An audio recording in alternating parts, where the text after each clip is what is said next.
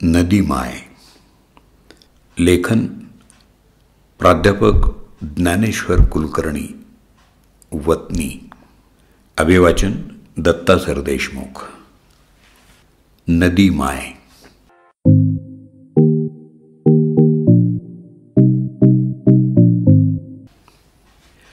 दुपार टळून गेली तरी तो नदीच्या कोरड्या पात्रात आवंडे गिळत अस्वस्थपणे उभा होता.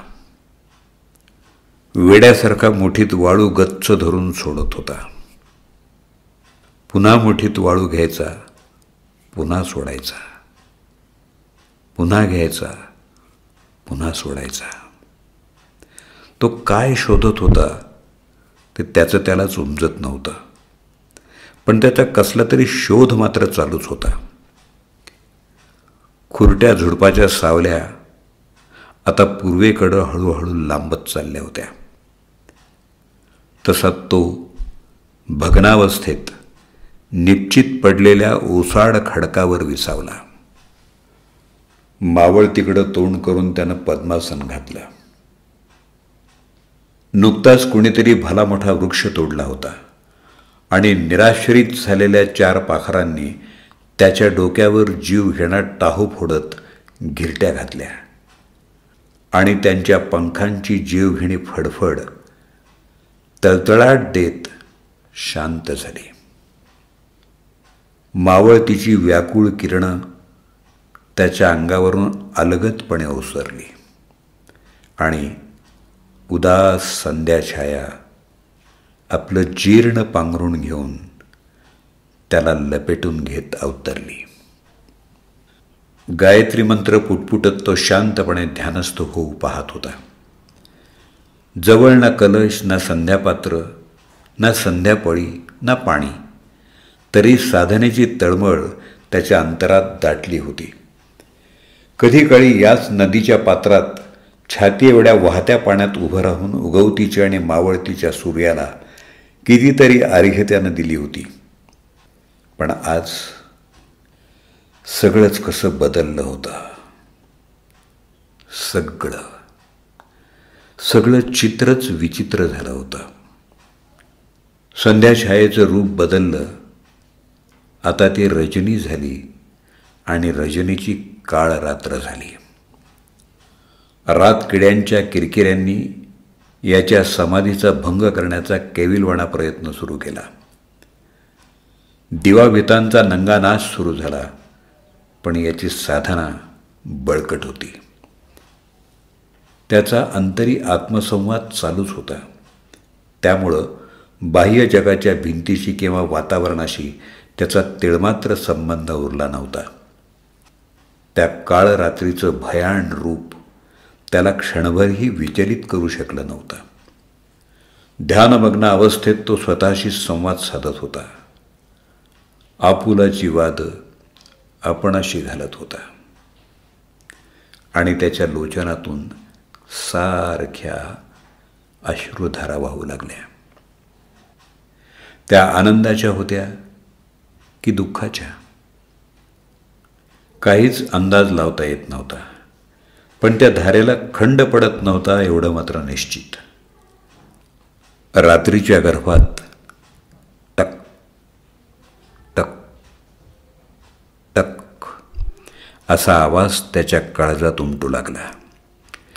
ती त्याच्या हृदयाची स्पंदनं तर नव्हती ना, की नेमकं काय होतं ते? आता ती टकटक त्याच्या जवळजवळ येत असल्याची त्याला जाणवली. तेव्हा हृदयाची स्पंदनं आणि टकटक एकरूप झाली. त्यांच्यात एक प्रकारचं अद्भुत असं अद्वैत साधलं गेलं. जवळच कुणीतरी काठी आडवी ठेवल्याची चाहूल त्याला लागली आणि ती टकटक स्पंदनात विलीन झाली. तसं कुणीतरी आपल्या जवळ बसल्याची जाणीव त्याला झाली. त्याची समाधी भंग करण्याचा कोणाचा प्रयत्न होता का तो? नाही ना. मग हे काय चाललंय? कुणीतरी त्याच्या समाधीत विलीन होऊ पाहतंय का? कुणीतरी त्याच्या समाधीचं कौतुक करू पाहतंय का? नेमकं काय होतंय ते? एवढ्यात एवढ्यात थरथरणारा हात त्याच्या गालावरून फिरू लागला. डोळ्यातल्या धारा पुसू लागला. मायेनं पाठीवर हात फिरत राहिला तसं याला अधिकच गहिवरून आलं. त्यानं हळूच डोळे उघडले तर समोर असंख्य सुरकुत्यांचं जाळं पांघरून हडकाताडं एक झालेलं, डोक्यावर पांढऱ्या शुभ्र पिंजारलेल्या केसांचं टारलं, तोंडाचं बोळकं झालेलं, पार खोबणीत गेलेले पण अपार करुणेनं ओथंबलेले डोळे आणि शुभ्र वस्त्र परिधान केलेली एक जख्ख म्हातारी. कृश तरी पण तेजस्वी आणि सात्विकतेची किनार तिच्या व्यक्तिमत्वाला होती. त्याला तिची अजिबात भीती वाटली नाही. उलट तिच्या स्पर्शात युगानुयुगांचा स्नेह पाझरत असलेला त्याला जाणवला. कितीतरी जन्मापासून आसुसलेल्या मायेचा ओलावा त्या स्पर्शात त्याला जाणवला. जिच्यासाठी यानं समाधी लावली ती हीच तर नव्हती. आता त्याच्या चेहऱ्यावर एक हलकीशी स्मितरेषा उमटली. तो हळूच उठला आणि अतिशय नम्रतेनं त्या म्हातारीच्या चरणाला त्यानं स्पर्श केला. हात जोडून त्यानं विचारलं, माय, तू कोण आहेस? आपल्या सुरकुतलेल्या चेहऱ्यावरचं कौतुकाचं हास्य तिला लपवता आलं नाही. तिच्या बोळक्या तोंडातून गोड शब्द बाहेर पडले. माय म्हणतोस आणि ओळख विचारतोय सोयरे लबाडा, असं म्हणत तिनं त्याचा गालगुच्चाच घेतला. कित्येक वर्षानंतर हा अनुभव तो अनुभवत होता तसा तो अजूनच गहिवरला. तिनं त्याचा हात धरून त्याला आपल्या जवळ बसवलं आणि म्हणाली, मी नदी माय, तुझी वाकी नदी माय आहे. तो आश्चर्यानं आवाज झाला आणि म्हणाला, काय वाकी नदी माय? माझी वाकी नदी माय? असं म्हणत त्यानं तिला कडकडून मिठी मारली. कितीतरी वेळ तो तसाच तिच्या मिठीत विसावला होता. थरथरत्या हातानं पाठीवर थोपटून त्याला शांत करत ती म्हणाली, वेड्या, एवढा मोठा झालास पण अजूनही हे आहे तसाच आहेस. वेडा ज्ञाना कुठला, चल उठ. काय वेडा ज्ञाना? कोण म्हणत होतं बरं मला असं? वेडा ज्ञाना, हां, आठवलं. माझी जन्मदात्री भामा मायच मला कधी कधी कौतुकानं वेडा ज्ञाना म्हणायची. त्याला सगळं आठवलं आणि त्यानं तिच्या मांडीवर डोकं ठेवलं. तेव्हा आकाशात असंख्य चांदण्या लुकलुकत होत्या आणि चंद्राची बारीकशी कोर हे सगळं पाहत होती. आणि दोघात संवाद सुरू झाला. तो म्हणाला, माय, तू एवढी कशी जख्ख म्हातारी झालीस ग? अगं, तुझ्या पाणेरी पदरात मी कितीतरी वेळा मनसोक्त डुंबलोय. तुझ्या लाटांनी मला कितीतरी वेळा बुडवून माझी भीती घालवली. कैकदा तुझ्या तीरावर बहरलेल्या कैऱ्या चिंचा खाल्ल्यात. झाडाझुडपातली मोहळं झाडून मधाची गोडी कितीदा तरी चाखली आहे. आणि आज तुझं रूप हे असं? अगं नदी माय, तू तर चिरतरुण आहेस ना, मग आज तू ही अशी? खरं सांग नदी माय, खरं सांग, तू अशी कशी झालीस? अरे थांब, किती प्रश्नांचा भडीमार करतोयस असं सारखा. त्याला थांबवत नदी माय म्हणाली, काय सांगू लेकरा तुला ते माझं वैभव. साऱ्या गावचीच मी लाडकी वाकी नदी माय होते रे. सगळी माझी लेकरं मला रोज कडकडून भेटायची, आपली सुखदुःख सांगायची. सगळं कसं आबादाने आणि आनंदी आनंद होता. माझी सगळी लेकरं आनंदी पाहिली की मलाही मुठभर मांस यायचं आणि मी अधिकच खळाळायची. पण कुण्या पाप्याची नजर लागली कोणास ठाऊक. दिवस फिरले तशी माझी लेकरही बदलली रे. माणसातली माणुसकी संपून जीव घेण्यास स्वार्थानं तिच्यावर अधिराज्य गाजवायला सुरुवात झाली. आणि इथला माझ्या लेकरासह माणूस स्वार्थानं बरबडला. माझ्या काळजात भले मोठाले लोखंडी गज आणि सिमेंटचे लगदेच्या लगदे घालून मला जागोजागी अडवू लागला. जीवघेणी यंत्र माझी रात्रंदिवस चिरफाड करू लागले. यामुळं माझी मुठभर लेकरं सुखी होऊ लागली रे. पण माझी ढीगभर लेकरं मात्र अनाथ होऊन दारोदार भटकू लागली. आणि मला सांग्या ना, हे कोणत्या मायेला पाहावेल रे. दिवसेंदिवस या माणसांचा अगोचरपणा वाढतच गेला. आणि माझ्या तीरावर कित्येक पिढ्यांची साक्ष देणारी शेकडो डेरेदार वटवृक्षांची निर्दयीपणे कत्तल सुरू झाली. पाहता पाहता सगळंच कसं उजाड झालं. माझ्या उघड्या डोळ्यांना ते पाहवत नव्हतं. पण काय करू, हे सगळं मी सहन केलं रे लेकरा. पण ती अधिकच गहिवरली. मी तिच्या पाठीवरून हात फिरवत म्हणालो, पण काय, बोल ना ती माय, बोल, आज मोकळी हो. तशी आवंडा गिळून ती पुढं म्हणाली, लेकरा, मी सगळं सहन केलं असतं रे, पण या नराधमाने माझा प्रवाहच बंद केला आणि मला माझ्या गंगा गोदावरी माईची भेटच दुरापास्त झाली. त्यामुळं माझा प्राण सखा सागराची भेट होत नाही रे आता.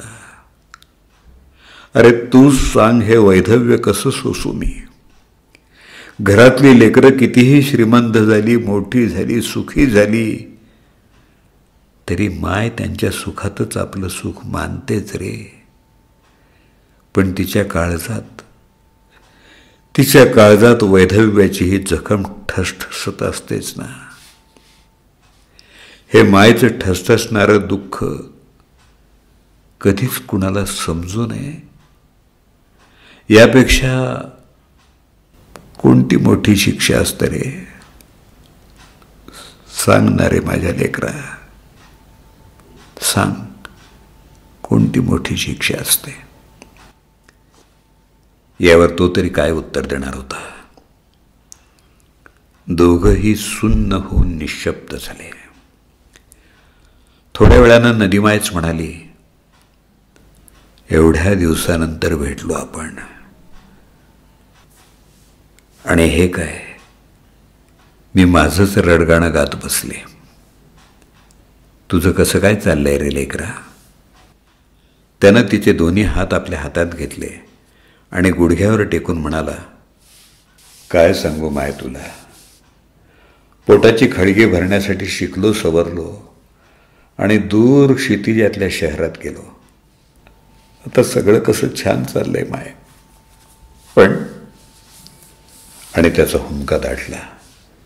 ती म्हणाली, अरे सगळं छान चाललंय म्हणतोस आणि मग असा व्याकुळ का होतोस बाळा. तसं तिच्या मांडीवर डोकं ठेवून तो म्हणाला, माय, खरं तर तुला सोडून शहरात गेलो त्या क्षणीच मी अनाथ झालो ग, अनाथ झालो. अनाथाचं जगणं किती किती जीवघेणं असतं हे शब्दात नाही सांगता येत मला. पण एवढं मात्र खरं आहे की आता हे जगणं असह्य होतंय मला, असह्य. म्हणून तुझ्या कुशीत आलो होतो काही क्षणांच्या विसाव्यासाठी. देशील ना विसावा? सांग ना माय, देशील ना विसावा? तेव्हा ती म्हणाली पुन्हा तेच, अरे माय म्हणतोस आणि विसाव्याची परवानगी मागतोस? माझा वेडा घ्या ना, ये माझ्या बाळा ये. असं म्हणत म्हातारीनं त्याला कुशीत घेतलं आणि त्याच्या जन्मोजन्मीच्या अनाथपणाचा निचरा होत गेला. नदी मायचा पाना पाझरू लागला आणि डोळ्यातून मायेचे टप्पोरे मोती त्याच्या मस्तकावर उघळत होते. वैधव्य आणि अनाथपण एकमेकांच्या व्यथांशी मौन संवाद साधत होते.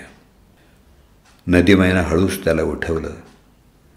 थरथरत्या हातानं त्याचे दोन्ही गाल आपल्या दोन्ही हातांच्या तळव्यात घेतले आणि त्याच्या मस्तकाचे आणि दोन्ही गालांचे कितीतरी मुके घेतले.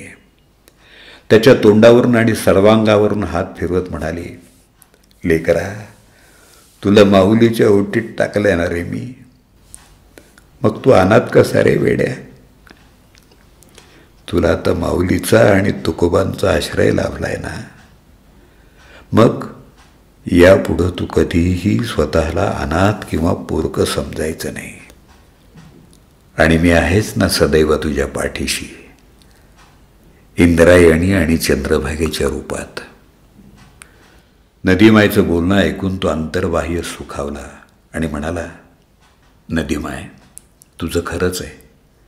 माझी माऊली आणि तुकोबांशी ओळख झाली आणि खरं सांगू, अनाथपण माझं एका क्षणात गळून पडलं. पण तुझं काय नदीमाय? तू जगशील कशी? ती खिन्नपणे हसली आणि म्हणाली, माझं सोड लेकरा. माझ्या उरात या निष्ठुर माणसानं कितीही लोखंडी गज घातले आणि सिमेंटच्या लगदेच्या लगदे भरले, तरी मी या धरणी मातेत अखंड झिरपत राहीन आणि प्रत्येक घरादारापर्यंत माझ्या लेकरांना पोचण्यासाठी पोचेन आणि कधीतरी कोणत्या ना कोणत्या रूपात गंगा गोदामाईला भेटेन. माझी काळजी सोड. तुझी लेखणी अभंगवाणी बोलते, तिला बोलू दे. तिला जीवापाड जप, तिची मुस्कटदाबी करू नकोस. तिच्या कुशीत मोकळा होत जा. तो प्रसाद, ती अनंत पूर्व पुण्याईनं लाभलेली अनंत जन्मासाठीची शिदोरी आहे. तिचा सदैव आदर कर.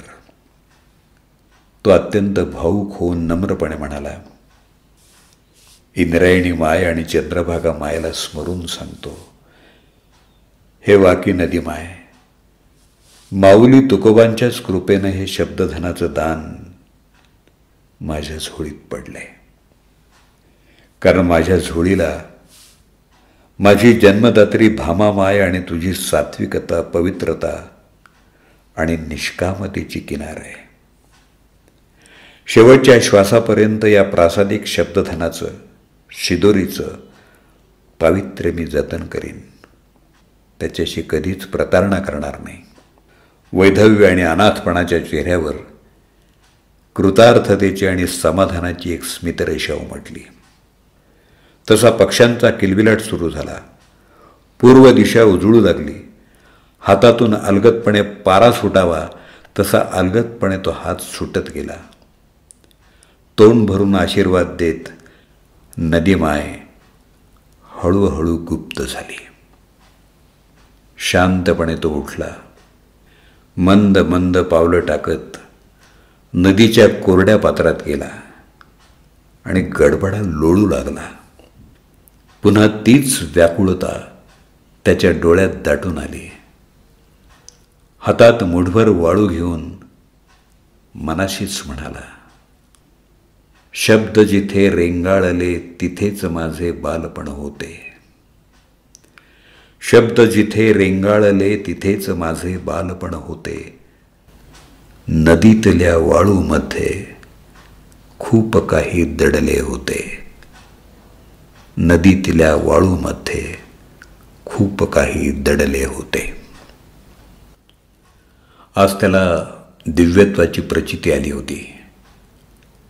माऊली आणि तुकोबाला त्यानं मनोभावे साष्टांग नमस्कार केला आणि त्याच्यातला सात्विक भाव पुन्हा आर्ततेनं सांगू लागला की शब्द सरले, गीत सरले, भावनांचा कल्लोळ झाला. शब्द सरले, गीत सरले, भावनांचा कल्लोळ झाला. आता कुठे आयुष्याचा अर्थ इथे मला कळला. आता कुठे आयुष्याचा अर्थ इथे मला कळला. खरंच आयुष्याचा गूढार्थ एवढ्या सहजासहजी कळतच नाही, पण त्याच्या पूर्वसंचितानं त्याला कळाला होता. मुठभर वाळू काळजात साठवून तो जड अंतःकरणानं मौनाची चादर लपेटून परतीच्या प्रवासाला लागला. खूप हलका हलका होऊन, रिता रिता होऊन. आता तो राहिलाच नव्हता. तो संत मार्गाचा एक पथिक झाला होता. संत मार्गाचा पथिक. रामकृष्ण हरी, रामकृष्ण हरी.